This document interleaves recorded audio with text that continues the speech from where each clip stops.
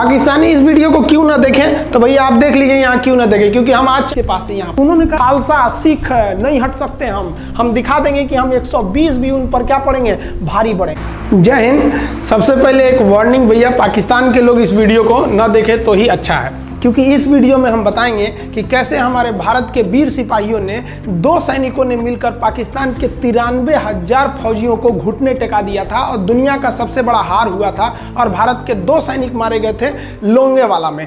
हम इस वीडियो में बताएंगे कैसे PNS गाजी को डुबा दिया गया। ये भी बताएंगे कि चाइना पाकिस्तान का इतना बड़ा दोस्त बनता है, लेकिन 1971 में क्यों नहीं बचा पाया, ना चाइना बचा पाया और ना ही अमेरिका बचा पाया। इस वीडियो में हम A to Z बातें करेंगे।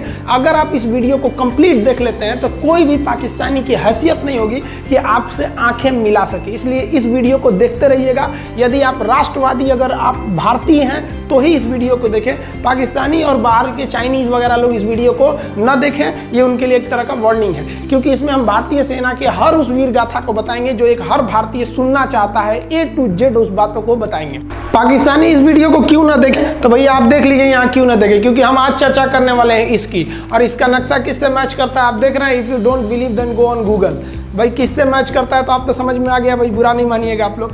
ध्यान से समझिए, जब भारत पाकिस्तान का विभाजन हुआ तो उसी समय पाकिस्तान 2 भाग में था। एक इधर वाला जो एरिया है इसे हम लोग कहते थे पश्चिमी पाकिस्तान, जो मेन पाकिस्तान का एरिया है, और ये जो आज आप बांग्लादेश देख रहे हैं, ये बांग्लादेश नहीं था, बल्कि ये उस वक्त पूर्वी पाकिस्तान था।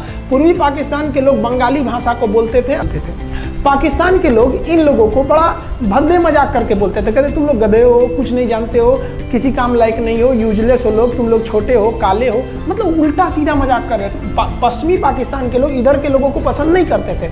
हो गया नहले पे दाला 1970 में। 1970 में इस पूर्वी पाकिस्तान के शेख मुजीबुर रहमान चुनाव जीत गए और वो यहाँ के प्रधानमंत्री के पद के चुनाव जीत गए। अब यहाँ की आर्मी ने क्या किया, उनको शपथ ही नहीं दिला रहे थे, इसलिए 70 के चुनाव जीतने के बाद शेख मुजीबुर रहमान जब देखे कि ऐसा है तो उन्होंने अपना भाषण दिया 7 मार्च को और कहा कि अब हम इस पूर्वी पाकिस्तान को एक अलग देश बनाएंगे जिसका नाम रहेगा बांग्लादेश। इस भाषण के वजह से आर्मी ने, पाकिस्तान की आर्मी ने 25 मार्च 1971 को गिरफ्तार करके अब पश्चिमी पाकिस्तान में अरेस्ट करके बंदी बनाकर रख दिया और यहाँ पर जुल्म करना चालू कर दिया।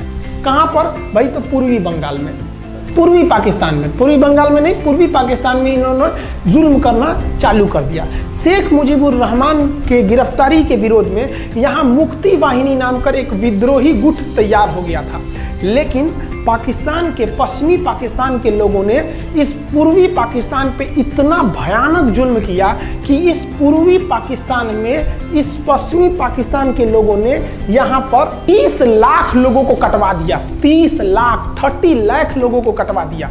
4 लाख महिलाओं का बलात्कार कर दिया।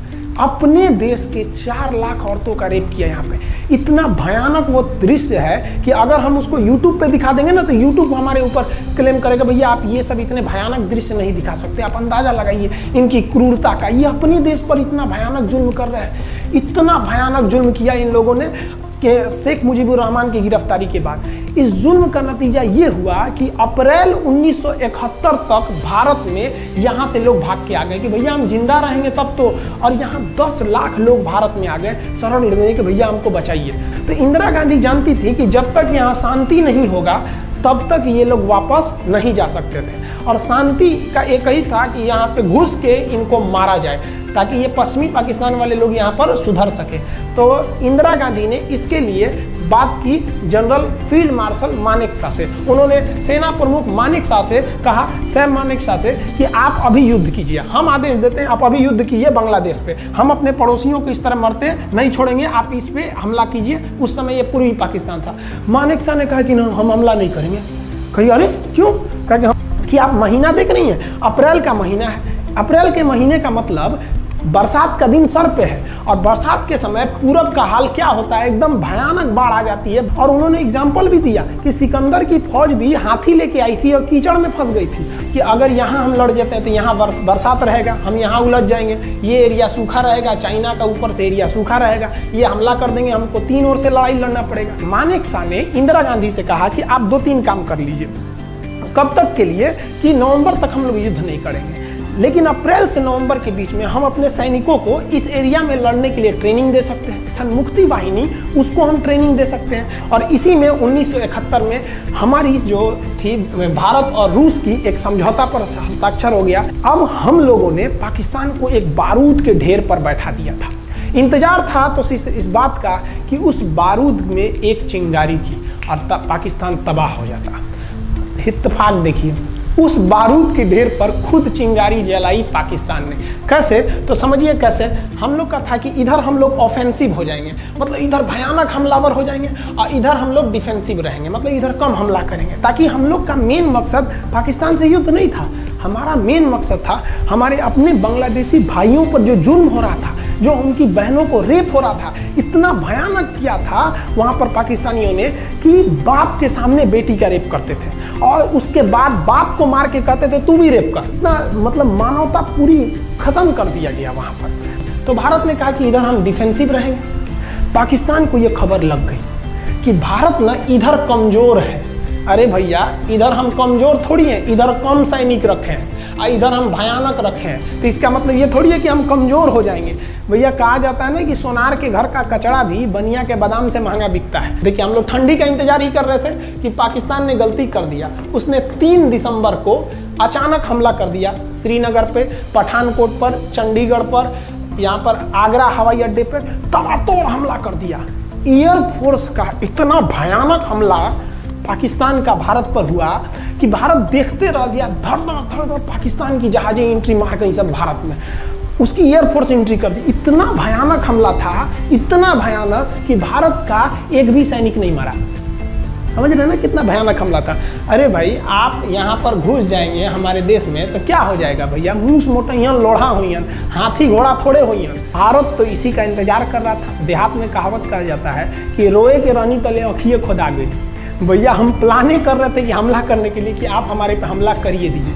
अब विश्व का भी दबाव नहीं आएगा हमारे ऊपर कि भैया हमला तो आपने किया है, अब हम लोग छोड़ेंगे नहीं। भारत एकदम दृढ़ निश्चय कर लिया। इसी बीच पाकिस्तान को एक खतरनाक खबर लग गई। क्या थी खबर भाई?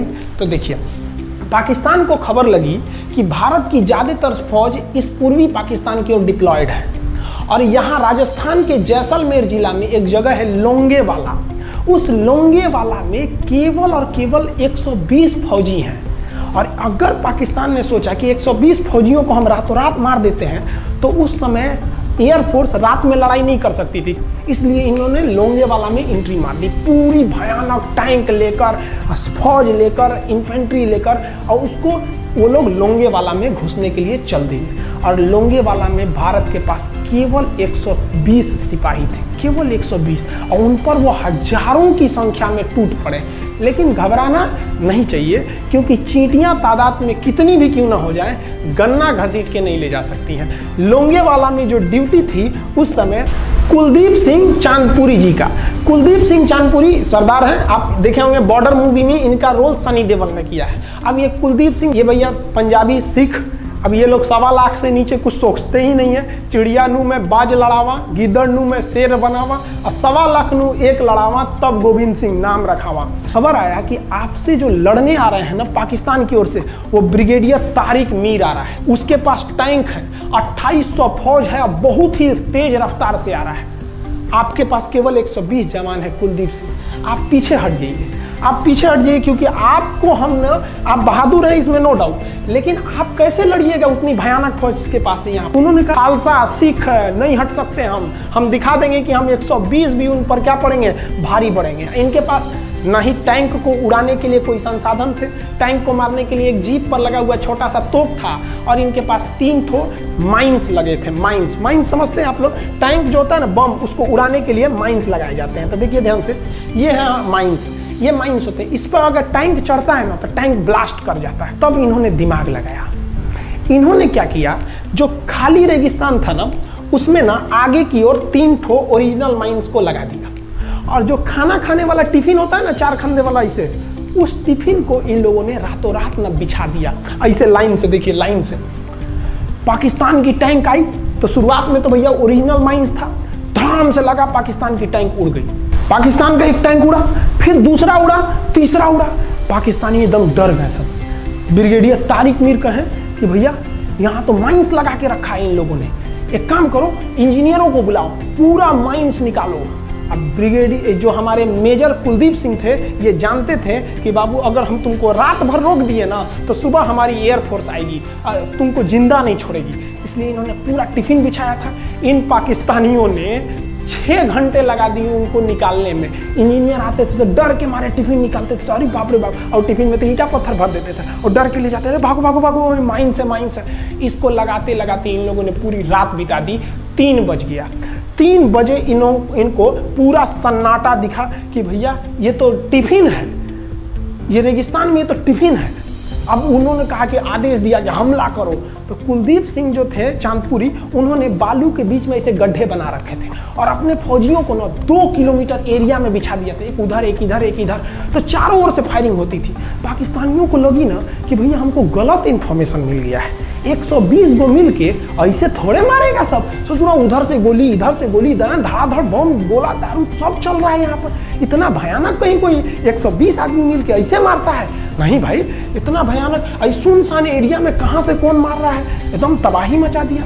कुलदीप सिंह चांदपुरी ने क्या तबाही मचाया था आप देखना चाहते हैं तो देखिए उन लोगों ने क्या तबाही मचाया था। ये है पाकिस्तान का टैंक, ये धज्जी उड़ गया था टैंक का, थुथुर तूर दिया इसका यहाँ पे। ये देखिए टैंक का, पाकिस्तानी देख रहे हैं कि भैया सब चक्का उक्का फेंका गया। बताइए ये चांदपुरी साहब को ऐसा करना चाहिए? ये कोई वीडियो गेम खेल रहे हैं? मार के धज्जी उड़ा दिया। अरे पाकिस्तान बच्चा है, अपने बच्चा है, बिगड़ गया, आराम से मारिए। ऐसे एकदम धज्जी उड़ा दिए हैं बेचारा सबको। पाकिस्तान के टैंक को धज्जी उड़ा के उस पर भारतीय सैनिक खड़ा होकर फोटो खिंचवा रहा था। फोटो खींचे फोटो खींच, उस समय सेल्फी नहीं था ना, आगे से फोटो खींचना। फोटो खींचिए आप, आने वाली पीढ़ियों को ये प्रेरणा देगी। बताइए इतना सुंदर गाड़ी लेके आया था पाकिस्तान मारने के लिए, हाँ बेचारा ऐसे मारा जाता है? हाँ अरे ब्रिगेड मेजर साहब आप भी, बच्चा है, बच्चा को थोड़ा आराम से मारिए। देखिए इसका थोबड़ा बिगाड़ दिया गाड़ी का। ओहो, ऐसे नहीं मारना चाहिए, लेकिन क्या कीजिएगा, बच्चा बिगड़ जाता है तो धोना ही पड़ता है। ये हाल कर दिया रात भर में। सोचिए रात में इतना बुरा मारा, दिन में दिखता तो कुछ डाल रहा पूरा। एकदम भयानक तबाही मचा दिया मेजर कुलदीप सिंह चांदपुरी ने। इनके आगे कौन खड़े थे? ब्रिगेडियर पाकिस्तान के ब्रिगेडियर साहब। ब्रिगेडियर साहब को कहने लगी भैया ये तो बहुत बुरा मार रहा है सब। तब तक हो गया सुबह, और सुबह